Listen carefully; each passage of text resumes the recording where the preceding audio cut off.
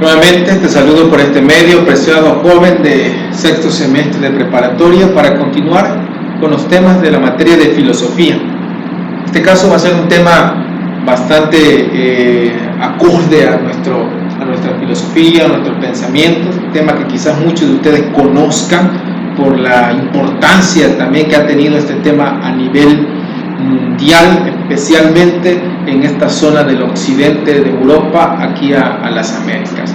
Te invito a inclinar tu rostro y a que ores juntamente conmigo. Señor y amante Padre que moras en los cielos, te damos muchas gracias por tus cuidados, por tus bendiciones. Dirígenos, Señor, conforme a tu divina y santa voluntad. Perdona nuestras faltas y dirígenos también a realizar este tema. Jesús lo pedimos. Amén.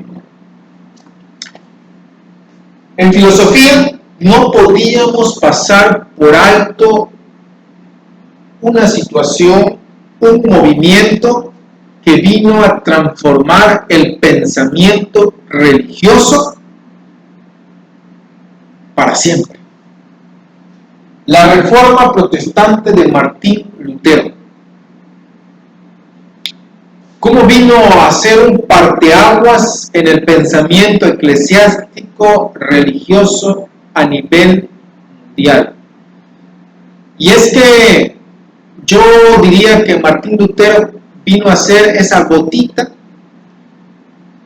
que derramó el vaso. Ya muchos antes que él habían estado manifestando sus inquietudes, sus propuestas en cómo debiera ser la adoración con respecto a la iglesia cristiana. En ese entonces estaba en relación con la iglesia católica, ¿verdad? Sistema papal. Era la cuestión papal. Entonces, chicos, aparece esta situación, pero lo curioso también que en qué contexto se da este asunto de la reforma religiosa. Bueno, en esa época estaba surgiendo el pensamiento humanista, el humanismo estaba surgiendo. Miren, a la par en que iban estas manifestaciones en cuanto a la religión, iba surgiendo el humanismo. Era un sistema de pensamiento filosófico en la que volvía nuevamente el hombre a sentarse en el centro de estudio. El hombre volvía a ser nuevamente el eje, el punto medular a estudiar en cuanto a la sociedad en que se estaba desenvolviendo. La Edad Media, en esta parte del occidente, se había centrado mucho en los aspectos religiosos y cómo en tratar de comprender y explicar la existencia de Dios. Ya vimos en los temas pasados, Tomás de Aquino, Agustín de Hipona, se centraron en eso, en explicar la existencia de Dios de una manera racional.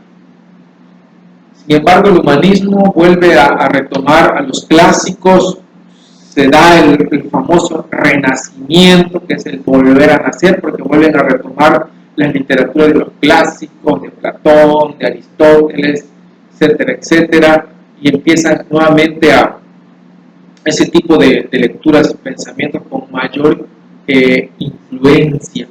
Y dentro de todo eso estaba Martín Lutero, ¿verdad?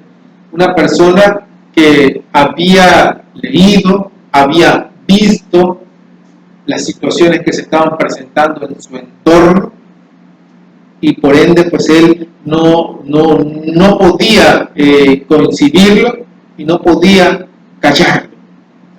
Él ya había tenido antecesores a él que habían manifestándose en contra del sistema papal, la forma en que se administraba la iglesia. Y déjenme les digo algo, Martín Lutero en un principio, o sea, en su plan no estaba destruir la iglesia, separar la iglesia, él quería que la iglesia cambiara.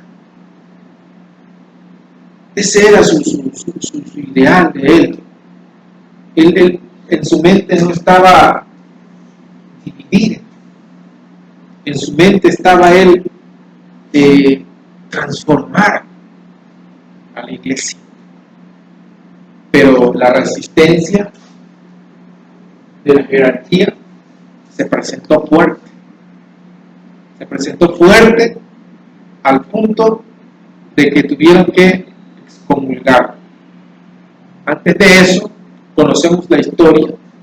1517, Martín Lutero, en la puerta de la iglesia de Wittenberg, clava las famosas 95 tesis, donde él fundamentaba, donde él explicaba pues la razón, ¿verdad?, de su inconformidad en la forma en que se estaba administrando la iglesia en ese entonces.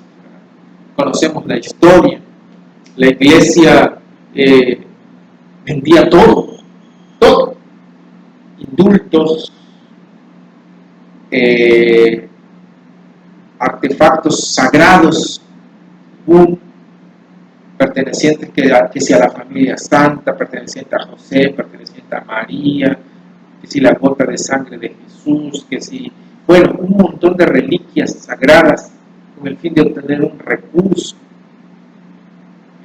vendiendo indulgencias para las personas que habían muerto y ellos pudieran pasar rápidamente del purgatorio e irse al cielo, etcétera, etcétera. Un montón de creencias que se habían formado, que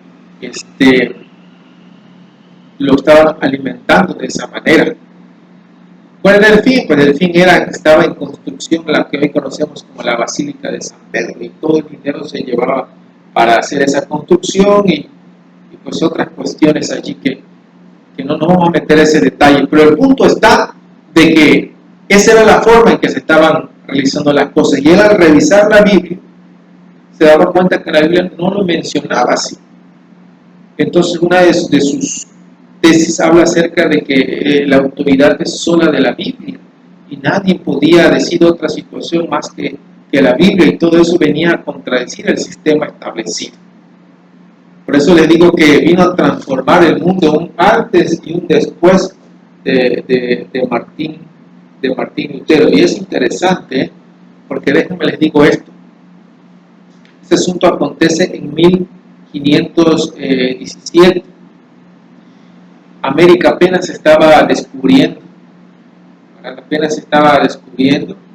El proyecto de evangelización no había llegado allá.